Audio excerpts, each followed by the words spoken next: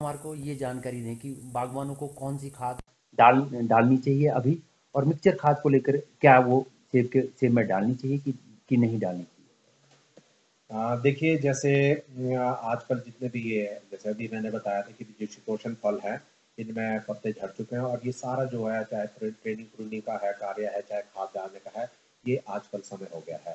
तो अभी जैसे बारिश भी आ चुकी है तो सबसे पहले हमने इसमें खाद के बारे में जहाँ बात है सबसे जो हमारी प्रोडक्टिविटी लेवल है दो कारणों के की वजह से ये डाउन जा रही जो मैं समझता हूँ। उसमें एक जो हम डिफेक्टिव प्रूनिंग करते हैं जिसको मैं डिफेक्टिव प्रूनिंग कहूँगा और दूसरा जो है हम इनडिस्क्रिमिनेट यूज ऑफ फर्टिलाइजर।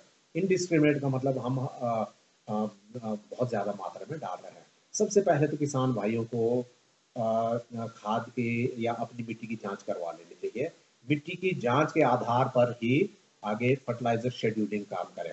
आजकल जैसे हम बताते हैं कि सुपर अब बागवान क्या कर रहा है हर साल जो है उनके चाहे क्रॉप लगी हुई है चाहे नहीं लगी हुई है एक रूटीन में वो फर्टिलाइजर डाल रहा है और फर्टिलाइजर इतना ज़्यादा डालता है कि भी उससे और प्रभावित होते हैं।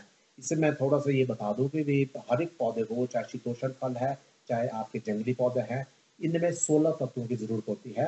16 तत्वों में से 9 तत्व जो हैं वो पौधे को ज्यादा मात्रा में चाहिए उसको हम मैक्रो न्यूट्रिएंट्स कहते हैं और जो बाकी 7 तत्व हैं वो पौधे को कम मात्रा में चाहिए उनको माइक्रो न्यूट्रिएंट कहते हैं। लेकिन ये 16 के 16 तत्व जो है पौधे को मिलने चाहिए। अगर किसी की कमी भी हो जाए तो इसके लक्षण या तो फल पे आ जाते हैं या पौधा थोड़ा सिक सा बीमार सा लगता है। तो इसलिए हमारे को ये खाद बिल्कुल ये खाद का जो कार्य है ये पहले मिट्टी की जांच करवा ले उसके आधार पे। अब आजकल किसान भाइयों को दो खादें डालनी एक तो गोबर की खाद है जिसको हम FIM कहते हैं एक ये डालें। ये कम से कम अगर आपके बेरिंग बड़े बड़े पेड़ हैं 10-12 साल से ऊपर तो 100 किलो पड़नी चाहिए। और दूसरी खाद जो आजकल डाली वो है सुपर फॉस्फेट। सिर्फ super phosphate single super phosphate जिसे हम कहते हैं इसमें 16% फॉस्फोरस होता है। ये दो खादें इकट्ठी मिला के आजकल तने से 1 फुट बाहर छोड़ के बखेर कर इसको डालते हैं। और जो बाकी खादें हैं जो नाइट्रोजन और पोटाश है ये फरवरी के आखिर में डालें जब सैप चलना शुरू हो जाता है। अब किसान क्या करता है अच्छा एक मैं और बात बताना ये चाहूँगा कि भी जो कई बार चलो फार्मर की बहुत मजबूरी होती है वो उनको खादें नहीं मिलती है। नाइट्रोजन सप्लाई होता है हमारा कैन से यूरिया से या कैल्शियम नाइट्रेट से बहुत सारे या ये है। लेकिन अब जैसे आपको मालूम है कैन बनना बंद हो गया इसके काफ़ी मिसयूज होने लग गया है। तो अब हमारे पास और कोई ये चारा नहीं बचा या तो यूरिया है या कैल्शियम नाइट्रेट है। अब यूरिया को हम डालते हैं जब सॉइल में है अगर इसका बहुत ज़्यादा एप्लीकेशन सॉइल में नहीं होना चाहिए।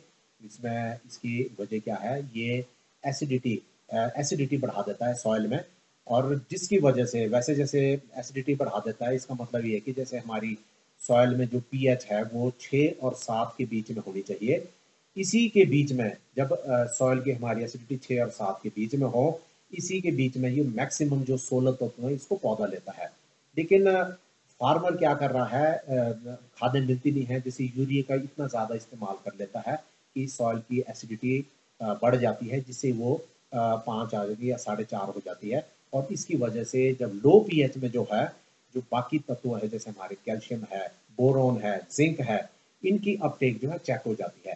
ये एक रीजन है कि भी हमारे आगे जो प्रॉब्लम आती है जो कैल्शियम के जो जिसका प्रभाव फ्रूट पर पड़ता है। तो एक तो ये रही। और इसके बाद ये क्या किस वजह से पड़ रहा है क्योंकि फार्मर के पास और कोई चारा नहीं है वो मिक्सचर ही डाल देता है जो 12-32-16 है। ये मिक्सचर आता है जो 12% नाइट्रोजन है इसमें 32% सुपर फॉस्फेट है और 16% पोटाश है। तो हर साल इसको डालता है तो ये पोटाश ये सुपर फॉस्फेट इसमें बहुत मात्रा में बढ़ जाता है। और यही एक वजह है जो हमारे ये इसमें जो बाकी तत्व पौधा नहीं ले पाता है। तो ये ध्यान रहे कि ये और ये हर साल ना डालें इसको मिक्सचर को। और इवन सुपर फॉस्फेट को भी हम ये कहते हैं कि भी बागवान भाई को उसको हर या तो दूसरे या हर तीसरे साल डालें क्योंकि सुपर फॉस्फेट ही एक ऐसी खाद है जो सॉइल में फिक्स हो जाती है बाइंड हो जाती है। बाकी हमारी नाइट्रोजन फर्टिलाइजर है और पोटाश है ये सारी लीच कर जाती है। ये इन जो तीनों खादें हमारी NPK यानी नाइट्रोजन सुपर फॉस्फेट और पोटाश ये तीनों पौधों के लिए बहुत जरूरी है और ये तीनों डालनी जरूरी है। इसे हम कंप्लीट फर्टिलाइजर कहते हैं।